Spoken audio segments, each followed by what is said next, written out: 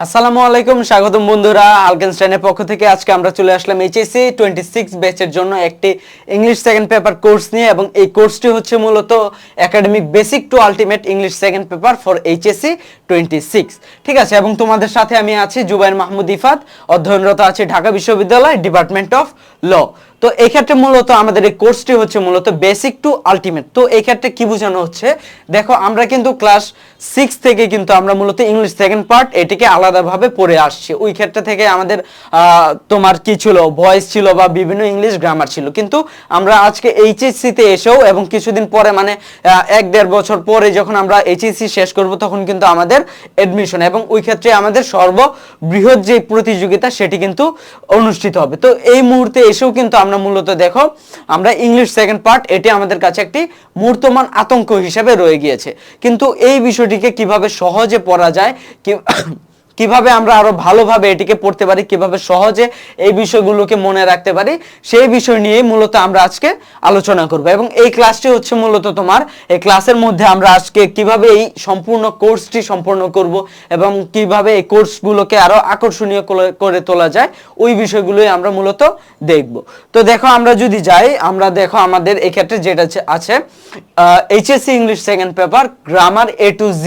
ঠিক আছে, তার মানে তোমার এইচএসসি সেকেন্ড পেপারের জন্য যেই গ্রামারগুলো আছে আমাদের এইচএসসি শর্ট সিলেবাসের জন্য, ওই সকল বিষয়গুলোই কিন্তু আমরা তোমার টাচ করে যাব। ঠিক আছে, তো দেখো এই ক্ষেত্রে আমাদের কিন্তু দেখো আমাদের এই আলটিমেট প্ল্যানের মধ্যে মূলত আমরা কি কি বিষয় পড়বো, আমরা পড়বো দেখো রুলস, যে একটি গ্রামারের যেসব রুলসগুলো আছে সেগুলো আমরা করব, এবং আমরা রিয়েল প্র্যাকটিস করব। রিয়েল প্র্যাকটিস বলতে আমাদের পূর্ববর্তী তোমার এডমিশনে বলো কিংবা বোর্ড কোশ্চেনে বলো, এই সবগুলো কিন্তু আমরা তোমার যেই ধরনের ইংলিশ গ্রামার টপিক ওয়াইজ এসেছে ওই বিষয়গুলো নিয়ে আমরা আলোচনা করব। কারণ আমরা একটি বিষয় মানি এবং একটি বিষয় জানি, সেটি হচ্ছে practice makes a man perfect. ঠিক আছে, যত বেশি প্র্যাকটিস করবা অত বেশি তুমি শিখতে পারবে। এবং একটি বিষয় সেটি হচ্ছে দেখো আমরা যখন গ্রামার শিখেছি তখন আমাদেরকে বলা হয়েছিল যে মাঠে নেমে তারপর ফুটবল খেলা শিখতে হয়। ফুটবল খেলা বই শিখে কিংবা সাঁতার তুমি বই শিখে তারপর তুমি সাঁতার করতে পারবে না, সাঁতার কাটতে পারবে না। তুমি একটি বইয়ে পড়লা যে কিভাবে সাইকেল চালাতে হয়, ওইভাবে পড়ে কিন্তু তুমি সাইকেল চালাতে শিখতে পারবে না। তোমার সাইকেল চালানো শেখার জন্য তোমার কি করতে হবে, সাইকেলটাকে নিতে হবে, সাইকেলটাকে নিয়ে তারপর তোমার চর্চা করতে হবে। ঠিক একইভাবে ইংলিশ গ্রামারের জন্য আমাদের এই একটি বিষয়, সেটি হচ্ছে তোমার রিয়েল প্র্যাকটিসগুলো আমাদের করতে হবে। প্র্যাকটিসের মাধ্যমে আমরা মূলত আমাদের যে রুলসগুলো আসবে ওই রুলসগুলো আমরা দেখব। ঠিক আছে, এবং তোমাদের বুঝার সুবিধার্থে আমরা প্রথমে রুলসও দেখব এবং তারপর আবার প্র্যাকটিসের মাধ্যমে কোন রুলসগুলো আসলো, যে শুধুমাত্র তোমাদেরকে আমি অ্যান্সার বলে দিলাম যে হ্যাঁ এটার অ্যান্সার ওইটা, ওইটার অ্যান্সার ওইটা, এইভাবে না, বরং আমরা তোমাদের কি করব, অ্যান্সারগুলো সম্পূর্ণভাবে কি জন্য ওই অ্যান্সারটা হলো, কয়টা ভাবে তুমি ওই অ্যান্সারটার কাছে আসতে পারবা। ঠিক আছে, ওই বিষয়গুলো আমরা দেখব। ঠিক আছে, তো দেখো, তো তারপর আমরা কিন্তু বোর্ড কোশ্চেনও করব, এটাও বললাম। তারপর দেখো এই ক্ষেত্রে আমাদের দেখো আজকের যে বিষয়টা আমরা যে বিষয়টি নিয়ে আলোচনা করব সেটি হচ্ছে আমাদের আলটিমেট প্ল্যান 1। তো এই ক্ষেত্রে আমাদের কোশ্চেন আসতে পারে যে আচ্ছা এই ক্ষেত্রে আমাদের দেখো কয়েকটি বিষয় আছে, যে তোমার 10 দিনের একটা কোর্স দেওয়া আছে। তো এই ক্ষেত্রে আমাদের কোশ্চেন আসতে পারে যে ভাইয়া এই ক্ষেত্রে কি শুধুমাত্র আমরা এই আলটিমেট প্ল্যান বা এই 10টা যে বিষয়গুলো আছে এগুলোই কি আমরা পড়বো, বাকি বিষয়গুলো যেগুলো আছে যেমন আমাদের রিটেনও আছে কিংবা আমাদের অন্যান্য গ্রামাটিক্যাল টপিকস আছে ওগুলো কি আমরা পড়বো না? হ্যাঁ, অবশ্যই ওগুলো পড়বো। এই জন্য কিন্তু আমরা এই ক্ষেত্রে এই প্ল্যানটার নাম দেওয়া হয়েছে প্ল্যান 1, কারণ এরপরে আমাদের হয়তো বা আরো অনেক প্ল্যান থাকতে পারে। তারপর দেখো এই ক্ষেত্রে আমাদের দেখো প্ল্যান 1 এর মাধ্যমে আমরা কি কি বিষয় শিখতে পারবো, সেগুলো হচ্ছে দেখো তোমার আলটিমেট প্ল্যান 1। আজকের যে ক্লাসটি সেটির মাধ্যমে আমরা আলটিমেট প্ল্যান এটাকে নিয়ে আমরা আলোচনা করছি, এবং এর সাথে আমরা দেখো কি আলোচনা করব, connection off tense with questions. তার মানে কি এই টপিকটা কি, এই টপিকটা কিন্তু তোমার টেন্স রিলেটেড। ধরো তোমার যখন আমরা রাইট ফর্মস অফ ভার্ব পড়বো, কিংবা ধরো আমরা কমপ্লিটিং সেন্টেন্স পড়বো, কিংবা আমরা যখন আমরা ন্যারেশন পড়বো, ঠিক আছে, এই বিষয়গুলোর সাথে আসলে এই টেন্সের কি সম্পর্ক। ঠিক আছে, এই টেন্সটা শিখলে আমরা কিভাবে রাইট ফর্মস অফ ভার্ব, কিভাবে কমপ্লিটিং সেন্টেন্স, কিভাবে ন্যারেশন, কিভাবে অন্যান্য গ্রামাটিক্যাল টপিকস কিভাবে আমরা পারফর্ম করতে পারবো, কিভাবে সহজে বুঝতে পারবো, এই বিষয়টির জন্য আমরা সর্বপ্রথম এই ক্লাসটি আমরা কিসের উপর নেব, টেন্সের উপরে নেব। এখন কোশ্চেন আসতে পারে যে ভাইয়া এই সব গ্রামার কি আমরা শুধুমাত্র এই 10 দিনের মধ্যে শেষ করতে পারবো কিনা। আমার তো এই ক্ষেত্রে উত্তর থাকবে যেটা, সেটা হচ্ছে যে না, আমরা ডে 1 বলতে কিন্তু একদিনকে বুঝাই নাই বা একটা লেকচারকে বুঝাই নাই। এই ক্ষেত্রে আমরা যে বিষয়টিকে বোঝাচ্ছি সেটি হচ্ছে, ধরো আমরা যে কয়দিন আমাদের এই টেন্সের যে বিষয়টি থাকবে, এটি আমাদের যে কয়দিন থাকবে অতদিন ওইটাকে ডে 1 বলা হবে, ঠিক আছে। ধরো first lecture, second lecture, third lecture, fourth lecture পর্যন্ত আমাদের টেন্স শিখলাম। তো এই 4টা লেকচারই তোমার ডে 1 হিসেবে পরিচিত হবে, ঠিক আছে। তারপর ধরো রাইট ফর্মস অফ ভার্ব, এটা আমরা জানি যে সবচেয়ে একটা প্রাণ ভোমরা, ঠিক আছে, ইংলিশ গ্রামারে। তো রাইট ফর্ম অফ ভার্ব যখন আমরা পড়বো তখন তোমার ডে 1, 2, 3 যে কয়টা লাগে ওগুলো সবগুলোর মধ্যে আমরা মূলত এই রাইট ফর্মস অফ ভার্ব আমরা আলোচনা করব, ওগুলো থাকবে ডে 2 হিসাবে। তো আমরা মূলত দেখো এই ক্ষেত্রে আমাদের একটি কোশ্চেন আসতে পারবে যে যে এই কোর্সটি আসলে কার জন্য, এই কোর্সটি কি আসলে যারা তোমার একদম কিছুই পারে না তাদের জন্য, নাকি এই কোর্সটি আমরা যারা কিছু জিনিস জানে তাদের জন্য, ঠিক আছে। তো এই কোশ্চেনের তোমরা যদি আমরা উত্তর দিতে যাই তাহলে যেটি বলতে হয় সেটি হচ্ছে যে এই কোর্সটি দুইজনের জন্য, ঠিক আছে, ফর বোথ। এই কোর্সটি হচ্ছে তোমার বোথ, সবার জন্য। কিভাবে সবার জন্য, দেখো এক্ষেত্রে আমি যে বিষয়টি তোমাদেরকে এক্ষেত্রে বুঝাবো সেটি হচ্ছে, দেখো এক্ষেত্রে আমাদের বোথ কিভাবে, ধরো আমরা টেন্স পড়ছি, ঠিক আছে। এখন ধরো এক পক্ষ আছে যারা টেন্স কিছুই জানে না, ঠিক আছে, কখন প্রেজেন্ট কন্টিনিউয়াস হয় বা কখন পাস্ট ইনডিফিনিট হয় বা কখন ফিউচার পারফেক্ট কন্টিনিউয়াস হয়, আমরা কিছুই জানি না এই বিষয়ে। তাদের জন্য তারা হচ্ছে তোমার এই উইকের মধ্যে পড়বে, ঠিক আছে। এবং আরেক শ্রেণী আছে যারা মূলত জানে যে আমরা আসলে জানি যে এই ক্ষেত্রে আমরা টেন্সটা কি বা টেন্সটা কোথায় করতে হয় বা কোন টেন্সটা আমরা চিনি, বাট যখন সেন্টেন্সে আসে তখন কিন্তু আমরা এগুলো একটু গুলিয়ে ফেলি। তো তারা কোন জায়গায় পড়বে, তারা পড়বে তাদের একটু স্ট্রং বেসিক আছে, তাদের কিছুটা বেসিক আছে। তো এই ক্ষেত্রে মূলত আমরা কিভাবে সাজাবো কোর্সটাকে, এই কোর্সটাকে মূলত আমরা সাজাবো যারা উইক সেগমেন্টে আছে তাদের জন্য। আমাদের এই কোর্সটা থাকবে মূলত যে স্টার্টিং ফ্রম বেসিক, যে টেন্সটা কি, যেমন ইউনিভার্সাল ট্রুথ হলে কোন টেন্স হবে, বা অভ্যাসগত বুঝালে কোন টেন্সটা হবে, বা ডাক্তার আসিবার পূর্বে রোগীটি মারা গেল ওইটা কোন টেন্স হবে, কেন হবে, ঠিক আছে। এই বিষয়টি আমরা উইকদের জন্য আলোচনা করব। ঠিক একইভাবে তো যারা স্ট্রং তারা কি এই ক্লাসগুলো করবে? অবশ্যই তুমি করতে পারবা। তোমার এই কোর্সে এই বেসিক থেকে একদম স্ট্রং পর্যন্ত, যেহেতু আমাদের কোর্সের নামই হচ্ছে তোমার বেসিক টু আলটিমেট, তার মানে এই ক্ষেত্রে যারা বেসিক, যারা একদম বেসিক নাই তারাও এই কোর্সটা করতে পারবে, যাদের স্ট্রং বেসিক আছে তারাও এই কোর্সটি করতে পারবে। তবে ধরো তুমি স্ট্রং বেসিক আছে বাট তুমি এই ক্লাসগুলো করতে চাচ্ছ না, কারণ তোমার মোটামুটি যেহেতু বেসিক আছে তো তুমি এই মুহূর্তে সময় নষ্ট করতে চাচ্ছ না। তো তাদের জন্য কি, তাদের জন্য তোমার মাস্টার ক্লাস থাকবে, ঠিক আছে, যে আমরা যেখানে একটি ক্লাসের মাধ্যমে টেন্স এই বিষয়টিকে এইভাবে আমরা সম্পূর্ণ বিষয়টাকে আমরা টেন্স এই বিষয়টাকে এটাকে আমরা শিখিয়ে দিতে পারবো। এখন তোমরা যারা একটু উইক তারা করবে, তোমরা সবগুলো ক্লাস করবে, তারা বেসিকের ক্লাসগুলোও করতে হবে, তাদেরকে মাস্টার ক্লাসগুলোও তারপর করতে হবে। আর যাদের একটু স্ট্রং বেসিক আছে তারা কি করবে, তারা প্রথমে তোমার একদম শুরু থেকে তোমার এই মাস্টার ক্লাসগুলো করবে, ঠিক আছে। তো তারা, এবং এই কোর্সের মধ্যে কিন্তু তোমার সবগুলোই দেয়া থাকবে, সবগুলো ক্লাসই দেয়া থাকবে, নাম ধরে ধরে দেয়া থাকবে, ঠিক আছে। তো এই ক্ষেত্রে কোনো সমস্যা নেই। তো দেখো এই ক্ষেত্রে আমাদের মূলত এই বিষয়টা গেল। এখন কথা হলো যে সবগুলো ক্লাসে কি এইভাবে আলাদা আলাদা থাকবে কিনা। সবগুলো ক্লাসে বলতে আমরা যে ক্লাসগুলো মনে করবো যে না এগুলো যারা একটু জানে তাদের সময় নষ্ট করার প্রয়োজন নেই, ওগুলোতে আমরা আলাদা আলাদা ক্লাস দিব। কিংবা ধরো যেহেতু যে বিষয়গুলো আমাদের একটু নতুন বা যে বিষয়গুলো আমরা একটু জানি না, যেমন ধরো তোমার মডিফায়ার আছে, ঠিক আছে, বা ধরো প্রোনাউন রেফারেন্স আছে, কিংবা ওয়ার্ড এন্ড ফ্রেজ আছে, ঠিক আছে, এই বিষয়গুলো যেগুলো আমাদের ধরো তোমার সবার জন্য মোটামুটি তুলনামূলকভাবে নতুন, যে এক্সেপশন কিছু থাকতেই পারে যারা সব কিছুই জানে, তো তাদের জন্য আমার কিছু বলার নেই। কিন্তু যারা মূলত তোমার, আমি সাধারণ স্টুডেন্টদের জন্য বলবো যে তোমরা এই ক্ষেত্রে এই সব ক্ষেত্রে আর তোমাদের আলাদা আলাদা কোনো কোর্স থাকবে না, ক্লাস থাকবে না। এক্ষেত্রে সবার জন্য একই লেকচার থাকবে। আর যেগুলো আলাদা করে দেয়া যায়, যেগুলো আমার মনে হবে যে তোমাদের জন্য হ্যাঁ আমরা এই ক্লাসগুলো তোমার যারা একটু স্ট্রং বেসিক আছে তাদের সময় নষ্ট করার প্রয়োজন নেই, তাদের জন্য আমরা মাস্টার ক্লাস দেব। এবং হ্যাঁ, এগুলোর পরে প্রত্যেকটা তোমার সাবজেক্টেরই আমরা ট্রাই করব মাস্টার ক্লাস দেওয়ার। যদি আমরা বুঝি যে দেখা যায় যে মাস্টার ক্লাস বলতে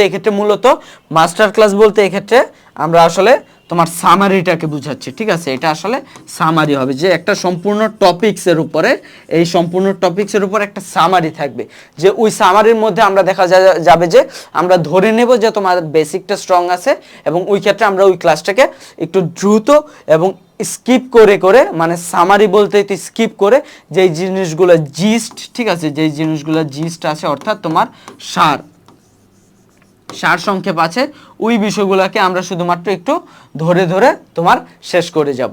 তো মাস্টার ক্লাস দেওয়ার যদি তোমরা প্রয়োজন বোধ করো যে আমাদের মাস্টার ক্লাস দেওয়ার প্রয়োজন, তাহলে অবশ্যই আমরা পরবর্তীতে যেগুলোর মাস্টার ক্লাস দেওয়া হবে না সেগুলোরও আমরা মাস্টার ক্লাস দেব, কিংবা পরবর্তীতে তোমাদের যখন এডমিশন থাকবে তখন আমরা মাস্টার ক্লাস দেব। তো সেগুলো নিয়ে তোমাদের কোনো প্রবলেম হবে না।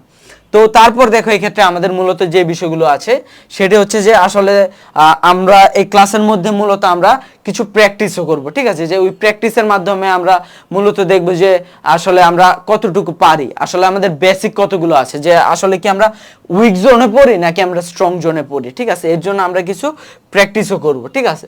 তো দেখো এক্ষেত্রে আমাদের কিছু প্র্যাকটিসও আছে, এই প্র্যাকটিসগুলো আসলে আমরা শুরু করব এবং এই প্র্যাকটিসগুলো আসলে দেখব যে তোমরা পারো কিনা। তো মূলত আমরা এখন তোমাদের এই প্র্যাকটিসটার জন্য একটু সময় দিতে চাই। তোমরা ধরো এই ক্ষেত্রে একটু পজ করে নাও, পজ করে নিয়ে তারপর তোমরা একটু দেখো যে আসলে এই ক্লাসগুলো তোমরা এই অ্যান্সারগুলো তোমরা পারো কিনা, এবং তারপর তোমরা অ্যান্সারগুলো মিলিয়ে নিবে, ঠিক আছে।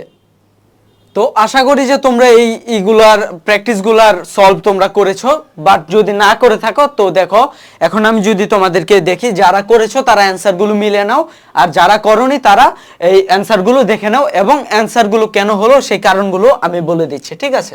যেমন দেখো প্রথমে আমাদের বলা আছে যে ওয়ান ডে হযরত আলী রাদিয়াল্লাহু তাআলা আনহুস ফেভারিট শিল্ড ড্যাশ স্টিল, ঠিক আছে। এই ক্ষেত্রে দেখো একদিন কি হলো, আমাদের হযরত আলী রাদিয়াল্লাহু তাআলা আনহুর যে শিল্ডটি ছিল, যে ঢাল ছিল, সেটি কি হলো চুরি হয়ে গেল। এখন এই যে চুরি হয়ে গেল, আমরা বললাম এটিকে আসলে কে চুরি করলো, এটিকে হযরত আলী রাদিয়াল্লাহু তাআলা আনহু চুরি করলো। নিজের শিল্ডকে নিজে চুরি করতে পারে? চুরি করতে পারে না। তার মানে কি এটা চুরি হয়েছে, তার মানে অন্য কেউ চুরি করেছে, ঠিক আছে। তার মানে অন্য কেউ চুরি করেছে, মানে এটা কি হবে, এটা হবে আমাদের প্যাসিভ ভয়েস। আর প্যাসিভ ভয়েসে আমরা কি জানি যে এই ক্ষেত্রে তোমার ভার্ব প্লাস V3 হয়। এখন দেখো এই সম্পূর্ণ গল্পটা বা এই কাহিনীটা কবে, এই কাহিনীটা আজ থেকে 1400 বছর আগে। তো তার মানে কি এটা হচ্ছে পাস্ট। এখন পাস্ট এটা কি, এখন দেখো হযরত আলী রাদিয়াল্লাহু তাআলা আনহু, এটা কি ফার্স্ট পারসন নাকি সেকেন্ড পারসন নাকি থার্ড পারসন? হযরত আলী রাদিয়াল্লাহু তাআলা আনহু হচ্ছে থার্ড পারসন। এখন এটা কি উনি কি সিঙ্গুলার নাকি প্লুরাল? যেহেতু একজন তার মানে কি প্লুরাল, তার মানে থার্ড পারসন সিঙ্গুলার নাম্বার হলে এটা আমরা জানি কি হয় তোমার থার্ড পারসন, যেহেতু এটা কি হবে তোমার ওয়াজ হবে, ঠিক আছে, যেহেতু পাস্ট টেন্স এই জন্য হবে ওয়াজ। তার মানে এই ক্ষেত্রে আমাদের কি হবে, প্রথমে হবে ওয়াজ। এখন আমরা জানি কি এটা যেহেতু প্যাসিভ, তার মানে স্টিলের V3 হবে। স্টিলের V3 কি স্টোলেন, ঠিক আছে, তার মানে এটা কি হবে ওয়াজ স্টোলেন।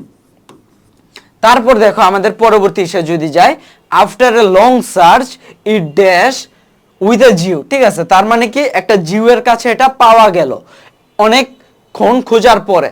এখন এই যে পাওয়া গেল তার মানে কি ইট ওয়াজ ফাউন্ড, এটা কে পেলো, এটা কে জিউ পেলো? জিউ পেলো না, কে পেলো?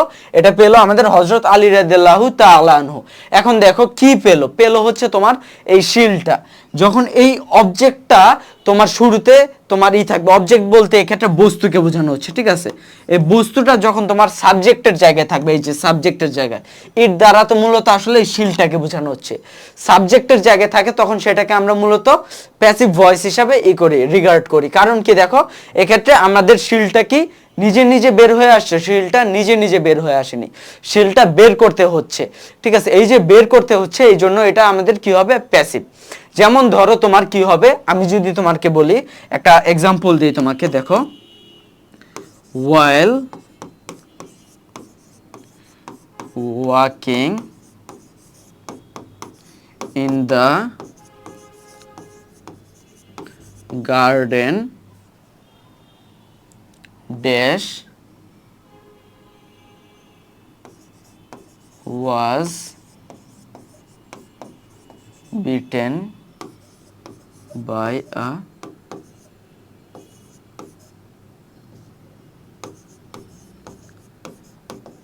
স্নেক। আচ্ছা এই ক্ষেত্রে আমি তোমাকে আই লিখে দিই, ঠিক আছে, I was bitten by a snake. এখন দেখো এই জিনিসটায় তুমি যদি এই ক্ষেত্রে দাও যে এ স্নেক বিটস মি বা এ স্নেক বিটেন মি, ঠিক আছে, ধরো এটা না দিয়ে তুমি দিলা আরেকটা কি দিলা, while walking in the garden a snake bitten me, বিটের V3 হচ্ছে বিটেন, মি। এখন এই সেন্টেন্স দুইটার মধ্যে, এই দুইটা সেন্টেন্সের মধ্যে কোন সেন্টেন্সটা কারেক্ট, ঠিক আছে, কোন সেন্টেন্সটা এই ক্ষেত্রে কারেক্ট? তুমি কি বলবা? তুমি বলবা যে গ্রামাটিক্যালি তো ভাইয়া এই দুইটা সেন্টেন্সই কারেক্ট, যে একটা সাপ আমাকে কামড় দিল বা আমি একটা সাপ দ্বারা তোমার কি হলাম, তোমার কামড় দেওয়া হলো আমাকে, ঠিক আছে। তো এই দুইটা বিষয়ের মধ্যে তুমি আসলে কোনটাই করবা? এখন তোমাদের মধ্যে বেশিরভাগ বলবা যে এইটা, কারণ যেহেতু আমি হাঁটছিলাম তো একটা সাপ আমাকে কামড় দিল, কিন্তু এটা ভুল অ্যান্সার। রাইট অ্যান্সার কোনটা? রাইট অ্যান্সার হচ্ছে আমাদের এটা হচ্ছে রাইট অ্যান্সার। কারণ কি? কারণ হচ্ছে কে হাঁটছিল, হাঁটছিল কে? ওয়াইল ওয়াকিং। এই যে এই ক্ষেত্রে যে আমি বললাম ওয়াইল ওয়াকিং, ঠিক আছে, এই ওয়াকিংটা কে করছিল? কে হাঁটছিল? ঠিক আছে, হাঁটছিল কে? হাঁটছিলাম কিন্তু আমি। তো আমি যেহেতু হাঁটছিলাম এই জন্য সাবজেক্টের জায়গায় কে বসবে? আমি বসবো, ঠিক আছে, সাবজেক্টের জায়গায় আমি বসবো। কিন্তু কামড়টা কে দিয়েছে? কামড়টা দিয়েছে মূলত সাপ। কামড়টা যেহেতু সাপ দিয়েছে তো কাজটা মূলত কে করেছে? কাজটা করেছে সাপ। তো এই ক্ষেত্রে অ্যাক্টিভ ভয়েস আর প্যাসিভ ভয়েসের যে বিষয়টা, সেটা আমাদের কিন্তু দেখো এইচএসসি 26-এ কিন্তু আমাদের ভয়েস নাই। কেন নাই আমি জানি না, কিন্তু আমাদের দেখো ভয়েসটা কিন্তু আমাদের লাগবে, বুঝতে হবে। তো সেই জন্য মূলত আমার এই আলোচনাটা, দেখো এই আলোচনাটা আসলে কাজটা কে করলো? কাজটা কিন্তু করলো তোমার এই সাপ। কিন্তু সাপ আছে কোথায়? সাপ আছে তোমার অবজেক্টে। তার মানে কি, যার তোমার সাবজেক্টের জায়গায় থাকার কথা, যে আসলে অ্যাক্টিভ ছিল, সে কোথায় আছে? অবজেক্টে আছে। অ্যাক্টিভ যার থাকার কথা ছিল সে ছিল অবজেক্টে, তার মানে কি হবে? এটা হবে প্যাসিভ। আর যার অ্যাক্টিভ থাকার কথা ছিল, ঠিক আছে, এই যার অ্যাক্টিভ থাকার কথা ছিল সে যদি সাবজেক্টের জায়গায় থাকে তাহলে সেটা কি হইতো? অ্যাক্টিভ ভয়েস হইতো। কিন্তু যেহেতু অ্যাক্টিভ থাকার কথা, সে আছে অবজেক্টে, সেজন্য হবে এটা কি? প্যাসিভ হবে। কিন্তু সঠিক স্ট্রাকচার কিন্তু আমাদের এইটা। কারণ কি, যেহেতু আমি হাঁটছিলাম, আমি যেহেতু হাঁটছিলাম এই জন্য এটা আই এই জায়গায় হবে। ঠিক একইভাবে দেখো এই শিল্ড, শিল্ড কি নিজে নিজে কাজ করতে পারে? সে কি অ্যাক্টিভ হইতে পারে? এটা কি তোমার তোমার থরের হ্যামারের মতো যে এটা সে নিজে নিজে অ্যাক্টিভ হইতে পারে? অ্যাক্টিভ হইতে পারে না। যেহেতু সে অ্যাক্টিভ হইতে পারে না, কিন্তু সে আছে কোথায়? সাবজেক্টে। অ্যাক্টিভ হইতে পারে না কিন্তু আছে সাবজেক্টে, তার মানে এটা কোন কোন ভয়েস হবে? এটা হবে আমাদের প্যাসিভ ভয়েস, ঠিক আছে। এর জন্য এটা কি হলো? এটা হয়ে গেল কি? এটা হবে তোমার ইট ওয়াজ ফাউন্ড। ঠিক একইভাবে, ঠিক একইভাবে কিন্তু এটা আমাদের ওয়াজ স্টোলেন হয়েছে। কারণ কি? কারণ চুরি হয়েছিল কি? চুরি হয়েছিল শিল্ড। তো শিল্ড তো অ্যাক্টিভ হইতে পারে না, এর জন্য যেহেতু এই শিল্ডটাকে সাবজেক্টের জায়গায় দেওয়া আছে, যে অ্যাক্টিভ হইতে পারে না, এই জন্য এটা কি হবে? এটা হবে প্যাসিভ ভয়েস। ভয়েস কোন জায়গায় কি হবে এটা বোঝার সবচেয়ে সহজ বিষয় হচ্ছে এই জিনিসটা, ঠিক আছে। তারপর দেখো আমাদের বলা হচ্ছে he dash him to return the shield. তো এই ক্ষেত্রে দেখো এটা কি আমাদের প্যাসিভ হবে? প্যাসিভ হবে না। হি বলতে কে? হযরত আলী রাদিয়াল্লাহু তাআলা আনহু। সে কি অ্যাক্টিভ হইতে পারে না? কাজ করতে পারে না? কাজ করতে পারে। যেহেতু সে কাজ করতে পারে, মূলত এই জায়গায় সে কাজ করেছে, সেই জন্য এই ক্ষেত্রে কি হবে? এটা হবে আমাদের অ্যাক্টিভ ভয়েস হবে। এবং এই কাজটা যেহেতু আমাদের পাস্টে হয়েছে, এই জন্য কি হবে? V2 হবে। তো এই ক্ষেত্রে কি হবে? আমাদের আস্ট হবে, ঠিক আছে। তারপর দেখো but the Jew dash to return it. Jew কি করলো? জিউকে জিজ্ঞেস করা হলো তুমি আমার এই শিলটাকে ফেরত দাও। জিউ বললো যে আমি ফেরত দিব না। তার মানে কি হবে? এটা refused to return it. He dash that the shield was his. সে বললো যে এই শিলটা আমার, ঠিক আছে। তো কি বললো? হি যেহেতু তোমার পাস্ট টেন্স আছে এই জন্য হবে said. He said that the shield was his. Hazrat Ali's companions, তার মানে হযরত আলীর সাথে যে সাহাবীরা ছিল তারা বলল কি? তোমার কি হলো? Very angry. তারা কি হলো? ভেরি অ্যাংরি হয়ে গেল। এখন দেখো এটা কি হবে? এটা যেহেতু পাস্টে আছে তার মানে আমরা জানি ওয়াজ বা ওয়ার হবে। এখন এটা ওয়াজ হবে নাকি ওয়ার হবে? হযরত আলীজ, এই ক্ষেত্রে কিন্তু আমাদের বোঝা যাচ্ছে যে হযরত আলী কিন্তু কি তোমার সিঙ্গুলার আছে, এই অ্যাপোস্ট্রফি দ্বারা কিন্তু র বোঝানো হয়, র। তার মানে হচ্ছে হযরত আলীর। যদি এটা না থাকতো তাহলে তো হযরত আলী, আর এটা আছে এজন্য হচ্ছে কি হযরত আলীর। হযরত আলীর বন্ধুরা, এই যে বন্ধুরা শেষ আমাদের এই যে এস আছে, তার মানে আমরা বুঝতে পারি এটা আছে কিসে? এটা হচ্ছে প্লুরাল। আর আমরা কি জানি? আমরা কিন্তু একটা জিনিস জানি যে প্লুরাল সাবজেক্টের সাথে প্লুরাল ভার্ব হয়, সিঙ্গুলার সাবজেক্টের সাথে সিঙ্গুলার ভার্ব হয়। তার মানে এটা যেহেতু প্লুরাল সাবজেক্ট আছে এই জন্য এটা কি হবে? এই ক্ষেত্রে আমাদের হবে কি ওয়ার। তার মানে কি হবে, Hazrat Ali's companions were very angry. তারপর দেখো এক্ষেত্রে বলা হচ্ছে they were ready to take the shield by force, তারা তোমার রেডি ছিল, যেহেতু তারা অনেকজন ছিল, তারা আসলে ফোর্স করে নিতে চাচ্ছিল। বাট হযরত আলী রাদিয়াল্লাহু তাআলা আনহু কি করলো, তাদেরকে স্টপ করলো।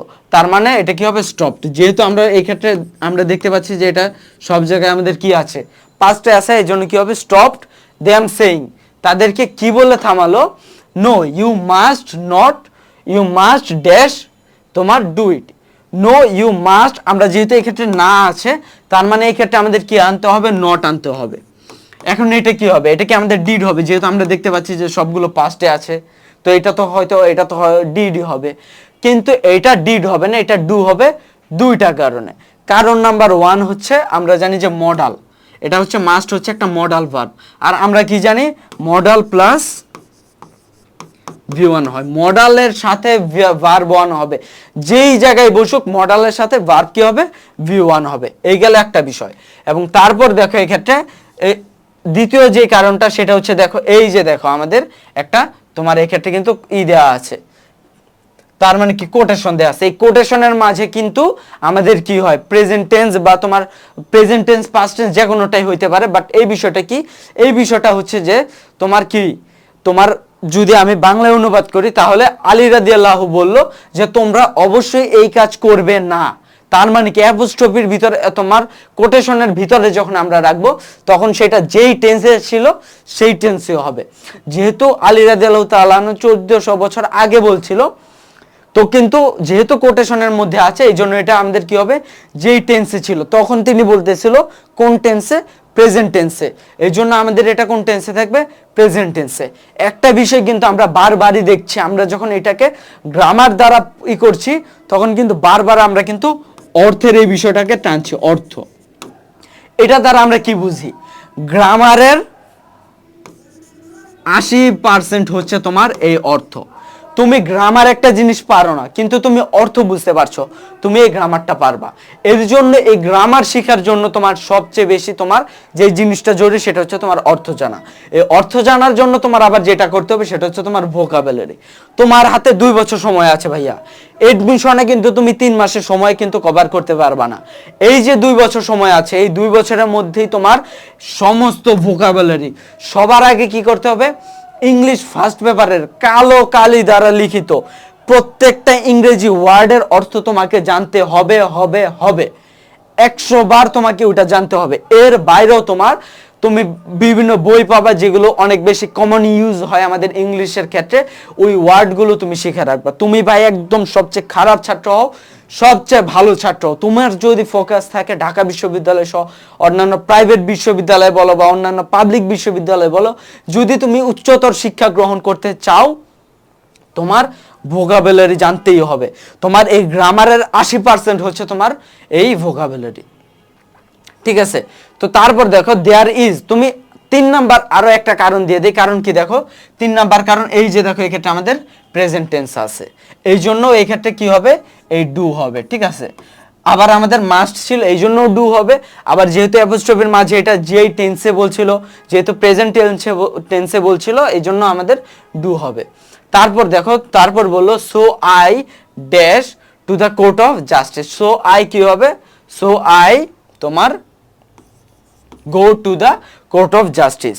হযরত আলী রাদিয়াল্লাহু তাআলা আনহু সিক দ্য হেল্প, এই ক্ষেত্রে সিকের V2 হবে। সিকের V2 কি, সিকের V2 হচ্ছে শর্ট। আরেকটি বিষয় যেটি তোমাদেরকে অবশ্যই জানতে হবে সেটি হচ্ছে তোমরা যেহেতু 9, 10 বা 6, 7 পড়ে আসছো হয়তো বা আশা করি, সেটা হচ্ছে ভার্বের V1, V2 এবং পাস্ট পার্টিসিপল ফর্ম, এটা অবশ্যই অবশ্যই তোমাদের জানতে হবে।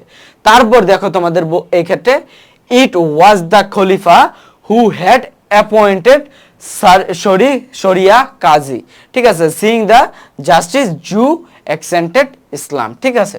এই গেল মূলত আমাদের একটা তোমার এই বিষয়, ঠিক আছে। এখন এই জায়গা থেকে মূলত তোমরা অনেক কিছু জানো, এবং একটা আমার ক্লাস তোমরা যখন করতে বসবা তখন তোমরা অবশ্যই খাতা এবং কলম নিয়ে বসবা, কারণ তোমরা যেহেতু এই কোর্সটা করতে আসছো তার মানে তোমরা অনেক কিছু জানো না, বা অনেক কিছু জানলেও বইয়ের মধ্যে নেই ওই রকম অনেক কথা আমি বলবো, বা তোমার এই কোনটার কারণ কি হলো এই জিনিসগুলো আমি বলবো, এই জিনিসগুলো তোমরা লিখে রাখবা। তোমরা যখন এটা আমি বুঝাচ্ছি তোমাদের কাছে মনে হবে আরে এই এত সহজ বিষয়, এটা তো আমি পারবো, কিন্তু বিশ্বাস করো ভাইয়া তোমার এই ক্লাসটা তোমার পরবর্তীতে মনে থাকবে না। কেন এটা হলো এটা তুমি ভুলে যাবে। এই জন্য কি করবা, আমি যেটা করতাম এই খাতায় লিখে রাখতাম, ঠিক আছে। আজকের এই জায়গায় আসছি শুধুমাত্র এই জিনিসগুলো আমি এগুলো লিখে রাখতাম, যে কি কারণে এটা হলো, কি কারণে এটা হলো না, এই বিষয়গুলো তোমাদের জানতে হবে, ঠিক আছে। তারপর দেখো এই ক্ষেত্রে আমাদের মূলত যে বিষয়টা সেটা হচ্ছে, দেখো এই ক্ষেত্রে আমাদের পরবর্তী আরেকটি প্র্যাকটিস, এই প্র্যাকটিসটিও তোমরা একটু পজ দিয়ে তারপর তোমরা কি করতে পারো, এটা ই করে রাখতে পারো, যে তোমরা সলভ করে করার ট্রাই করতে পারো।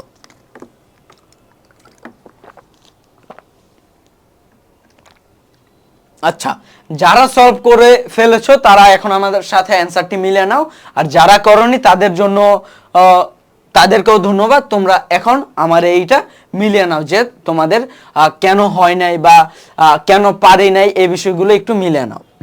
দেখো এই ক্ষেত্রে বলা হচ্ছে we dash a journey from Jessore to Khulna by বাস।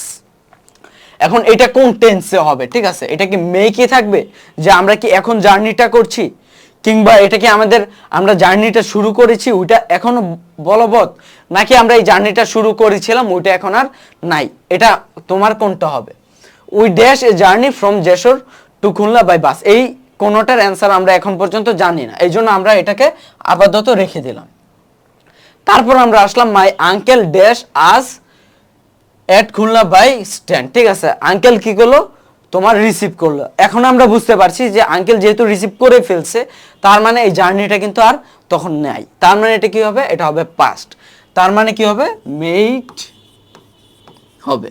তারপর দেখো এক্ষেত্রে বলছে মাই আঙ্কেল রিসিভ, এখন এইটা কোন টেন্স হবে, এটা আবার আমরা পরবর্তীতে দেখি। দেখো we dash up in my uncle's house for one day, আঙ্কেলের বাসায় আমরা কি ছিলাম, একদিনের জন্য ছিলাম, বা আঙ্কেলের বাসায় একদিনের জন্য আছি, তার মানে কি রিসিভটা আগে হয়ে গিয়েছে, যেহেতু আমরা আঙ্কেলের বাসায় এসে পড়েছি তার মানে রিসিভটা হয়ে গিয়েছে, তার মানে এই ক্ষেত্রে কি হবে, received. Uncle received us at Khulna bus stand. তারপর কি হলো, we dash up in my uncle's house for one day. তারপর বললো early next morning we cross the Rupsa bridge. তার মানে আমরা এই ক্ষেত্রে আসলে বুঝতে পারছি কি, যে এটাও কিন্তু পাস্টে হবে। এখন পুটের পাস্ট কি, এই ক্ষেত্রে কিন্তু পুটের পাস্ট কিন্তু আবার তোমরা পুটের সবগুলোর সাথে ইডি লাগাই দিও না, পুটের পাস্ট ফর্ম হচ্ছে put, put put put, V two V, তারপর V3 যেটা বলে বা পাস্ট পার্টিসিপল সবই হচ্ছে put. We put up in uncle's house for one day early next morning we dash Rupsa bridge and dash a microbus which dash bound at for Bagerhat, ঠিক আছে। এখন দেখো যে বিষয়টা, আমরা এটা টেন্স কি হবে, আমরা এই ক্ষেত্রে অলরেডি বুঝে গিয়েছি যে এটা হবে কি পাস্ট টেন্সে আছে। তো এখন এটা কি হবে, উই ক্রসড, উই ক্রসড, তারপরে এটা কি হবে, অ্যান্ড টুক। এখন এটা টুক হবে, এটা আমরা দুইটা কারণে বুঝতে পারি। এক নাম্বার কারণ হচ্ছে যে এটা সম্পূর্ণ এটাই যেহেতু পাস্টে আছে, এই জন্য এটা কি হবে, এটা টুক হবে। দুই নাম্বার কারণ কি, দুই নাম্বার কারণ সবচেয়ে গুরুত্বপূর্ণ কারণ হচ্ছে এন্ডের দুই পাশে সেম টেন্স হয়, ঠিক আছে, এন্ডের দুই পাশে সেম টেন্স হয়। তো দেখো এই ক্ষেত্রে যেহেতু আমাদের পাস্ট ইনডিফিনিট ছিল, পাস্ট ইনডিফিনিট ছিল, এই ক্ষেত্রে আমাদের কি হবে, পাস্ট ইনডিফিনিট হবে, ঠিক আছে। তারপর দেখো a microbus which dash bound for Bagerhat, which was. তারপর দেখো এই ক্ষেত্রে ওয়াজ কেন হলো, ওয়ার কেন হলো না। এই ক্ষেত্রে দেখো আমরা কি জানি, হুইচ কি, হুইচ হচ্ছে তোমার রিলেটিভ প্রনাউন, রিলেটিভ প্রনাউনের পূর্ববর্তী যেই সাবজেক্টটা থাকে সেই সাবজেক্ট অনুযায়ী ভার্ব হয়। সাবজেক্ট কি আছে, মাইক্রোবাস, মাইক্রোবাস কি, যেহেতু দেখো এ মাইক্রোবাস তার মানে একটি মাইক্রোবাস, তার মানে কি সিঙ্গুলার সাবজেক্ট, এবং আমরা জানি যে সিঙ্গুলার সাবজেক্ট কি ভার্ব নেয়, সিঙ্গুলার সাবজেক্ট নেয় সিঙ্গুলার ভার্ব, ঠিক আছে। তারপর দেখো এক্ষেত্রে বলা হচ্ছে আমাদের we got off near Rabi কি, Rabi Jaipur and dash two rickshaws to take us to the কোথায়, 7 গম্বুজ মসজিদ, ঠিক আছে। তো দেখো এক্ষেত্রে তোমার যেটা হচ্ছে সেটা হচ্ছে we hired two rickshaws to take us to the 7 গম্বুজ mosque. I dash actually 77 domes মানে হচ্ছে গম্বুজ। ডমস মানে কি গম্বুজ, 77 গম্বুজ including the 7 in the central door. ঠিক আছে, তো এই ক্ষেত্রে কি হবে আই ফাউন্ড, তার মানে এই ক্ষেত্রে মূলত দেখো এটাকে 60 গম্বুজ মসজিদ বলা হলেও এই ক্ষেত্রে মূলত আমাদের গম্বুজ আছে কয়টা, 77টা। ঠিক আছে, এটাও কিন্তু একটি গুরুত্বপূর্ণ বিষয় আমাদের সাধারণ জ্ঞানের জন্য, যে এই ক্ষেত্রে আমাদের 60 গম্বুজ মসজিদের গম্বুজ কয়টা, 77টা। তারপর দেখো এই ক্ষেত্রে বলা হচ্ছে we dash more than 1 hour found the mosque and went to the mazar of Pir Khan Jahan Ali রহমতুল্লাহি আলাই। তো দেখো we dash we passed more than 1 hour around the mosque. ঠিক আছে, তারপর দেখো হুইচ কি হবে, হুইচ স্টুড হবে, তাই না?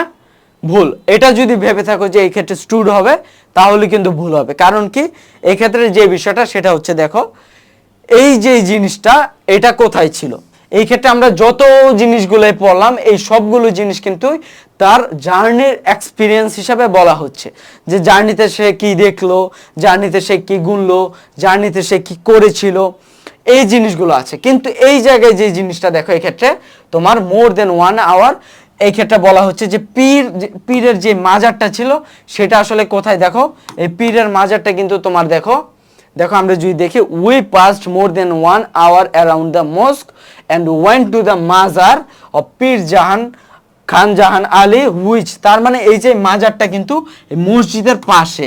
এখন এটা কি পাশে ছিল বলতে তুমি কি বুঝো, এখন কি নাই, এটা বুঝতে পারছো তুমি?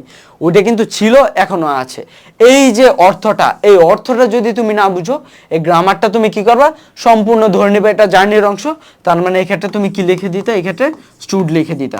কিন্তু এই বিষয়টা আমাদের বুঝতে হবে যে এই ক্ষেত্রে আমাদের কিন্তু এটা কিন্তু ছিল, এখনো আছে। তার মানে এটা কোন টেন্স হবে, এটা হবে আমাদের প্রেজেন্ট টেন্স। এখন এটা কি হবে, এটা কি স্ট্যান্ড হবে নাকি স্ট্যান্ডস হবে, এটা আমাদের বুঝতে হলে দেখতে হবে যে তোমার এই ক্ষেত্রে হুইচ, এই যে তোমার এই হুইচের প্রিভিয়াস কি আছে, আমরা যদি দেখি হুইচের প্রিভিয়াস আছে কি তোমার পীর জাহান আলী রহমাতুল্লাহি আলাই।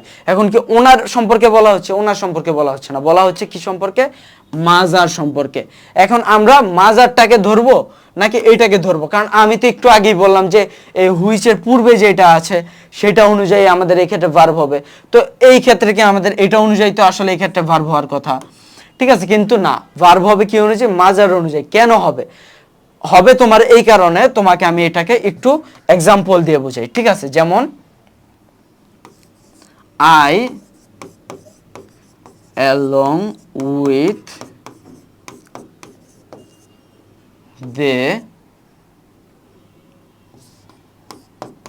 them do the work। এখন এই দেখো এই ক্ষেত্রে যদি আমি আইটাকে সাবজেক্ট ধরি তাহলে কি হবে, তোমার ডুই থাকবে। ঠিক আছে, আচ্ছা আই না দিয়ে, সরি আই দিলে তো কারণ দুই ক্ষেত্রে ডু হয়ে যায়, এটা আমি তোমাকে ধরো দিলাম হি দিলাম। এখন আমরা জানি যে থার্ড পারসন সিঙ্গুলার নাম্বার, এটা যদি সাবজেক্ট হয় তাহলে কি হবে, ডাজ। আর যদি আমরা দেম দেই, দেমটাকে ধরি তাহলে সাবজেক্ট, এই ক্ষেত্রে ভার্বটা কি থাকবে, ডু থাকবে। এখন এটা ভার্বটা আসলে কি হবে, এই ক্ষেত্রে আমরা দেখতে পাচ্ছি কি আছে, উইথ প্রিপোজিশন আছে, অ্যালং উইথ প্রিপোজিশনটা আছে। এখন একটা রুলস যেটা আমরা সাবজেক্ট ভার্ব এগ্রিমেন্টে জেনে যাব, তারপরে এই ক্ষেত্রে তোমাদেরকে বলে নেই যে সব সময় প্রিপোজিশনের আগের সাবজেক্ট অনুযায়ী কি হয়, তোমার ভার্ব হয়। ঠিক আছে, এটা সব সময় মনে রাখবা। কিছু এক্সেপশনস থাকে, যে এক্সেপশনসগুলো আমি তোমাদেরকে পরবর্তীতে জানাবো। প্রিপোজিশনের আগের সাবজেক্ট অনুযায়ী ভার্ব হয়। এখন দেখো এই ক্ষেত্রে আমরা যদি এটা দেখি, এই ক্ষেত্রে দেখো একটা প্রিপোজিশন আছে, এটার পূর্বের সাবজেক্ট কোনটা, দেখো পূর্বের সাবজেক্ট হচ্ছে দা মাজার। তার মানে এই ক্ষেত্রে ভার্বটা কি হবে, দা মাজার অনুযায়ী হবে। এখন তুমি বলতে পারো যে ভাইয়া পীর খান জাহান আলী এটাও সিঙ্গুলার নাম্বার, ওইটাও সিঙ্গুলার নাম্বার, তো আমার এই ক্ষেত্রে তো দুই ক্ষেত্রে স্ট্যান্ডজি হবে। তো এই ক্ষেত্রে এত গেজানোর কি আছে ভাই, গেজানোর কিছু নেই। এই ক্ষেত্রে তোমার জানতে হবে, গ্রামারটাকে বুঝতে হবে। যে আমরা তো এতদিন সারা জীবন মুখস্থই করে আসলাম, আমরা বুঝলাম না। যদি মুখস্থ না করে বুঝে আসতাম তাহলে আজকে আমাদের এই কঠিনের সময়ের মধ্যে পড়তে হতো না। ঠিক আছে, আমাদের বুঝতে হবে, অ্যান্সার সেম আসুক, বাট তোমার বুঝতে হবে যে এই স্ট্যান্ডসটা আসলে কার জন্য হলো, এই স্ট্যান্ডসটা কি আসলে আমাদের এনার জন্য হলো নাকি এনার মাজারের জন্য হলো? কার জন্য হলো? কার জন্য হলো? আমাদের এই ক্ষেত্রে তোমার এই মাজারের জন্য, এই ওনার নামের জন্য না। ঠিক আছে, এই বিষয়টা কিন্তু আমাদের বুঝতে হবে। তো মূলত দেখো এক্ষেত্রে আমাদের আলটিমেট প্ল্যানের এই বিষয়টা নিয়ে আমরা মূলত আজকে আলোচনা করলাম, এবং আমরা মূলত এই ক্ষেত্রে আসলে আমরা কি কি পড়াবো। ঠিক আছে, এবং আমাদের এই যে এইটা ছিল দ্বিতীয় যে এক্সাম্পলটা, এটা কিন্তু খুবই সহজ একটা এক্সাম্পল ছিল। এখন তোমরা যদি এটা করতে পারো তাহলে বুঝতে পারবা যে তোমাদের মোটামুটি বেসিক আছে, এবং এটা যদি তোমরা ভালো মতো করতে পারো তাহলে বুঝতে পারবে তোমাদের স্ট্রং বেসিক আছে। আর এটা করতে পারলে তোমাদের উইক বেসিক আছে। আর যদি এটাও না করতে পারো তাহলে বুঝবা যে তোমরা দরিদ্র সীমার নিচে আছো। ঠিক আছে, তোমরা শুধুমাত্র দরিদ্র না, তোমরা দরিদ্র সীমার নিচে আছো। এই বিষয়গুলো তোমরা একটু লক্ষ্য করে নেবা। এটার মাধ্যমে আমরা বুঝতে পারলাম যে আসলে কারা স্ট্রং জোনে আছে আর কারা আছে আমাদের রেড জোনে, অর্থাৎ তোমার উইক জোনে। এখন তুমি যদি গ্রিন জোনে থাকো তাহলে পরবর্তী ক্লাসগুলো তুমি মোটামুটি ওই স্কিপ করে গেলে হবে। বেসিক ক্লাসগুলো তোমরা একটু কি করবা, তোমরা মাস্টার যে ক্লাসগুলো থাকবে ওগুলো একটু প্র্যাকটিস করার ট্রাই করবা। আর যদি তোমাদের বেসিক উইক থাকে তাহলে তোমাদেরকে বলবো যে তোমরা একদম যেই শুরু থেকে যে বেসিক ক্লাস বলো কিংবা আমাদের মাস্টার ক্লাস বলো কিংবা এক্সাম্পলের ক্লাস বলো, প্র্যাকটিসের বলো, সব ক্লাস কিন্তু তোমাদের করতে হবে। ঠিক আছে, তো মূলত এই ছিল মূলত আমাদের আজকের আলটিমেট প্ল্যানের যে বিষয়টা, সেটা তো আশা করি পরবর্তীতে তোমরা এই সকল টপিকের উপরে তোমরা ক্রমান্বয়ে ক্লাস পেয়ে যাবে। সেই পর্যন্ত সকলের জন্য শুভকামনা জানিয়ে শেষ করছি। আসসালামু আলাইকুম।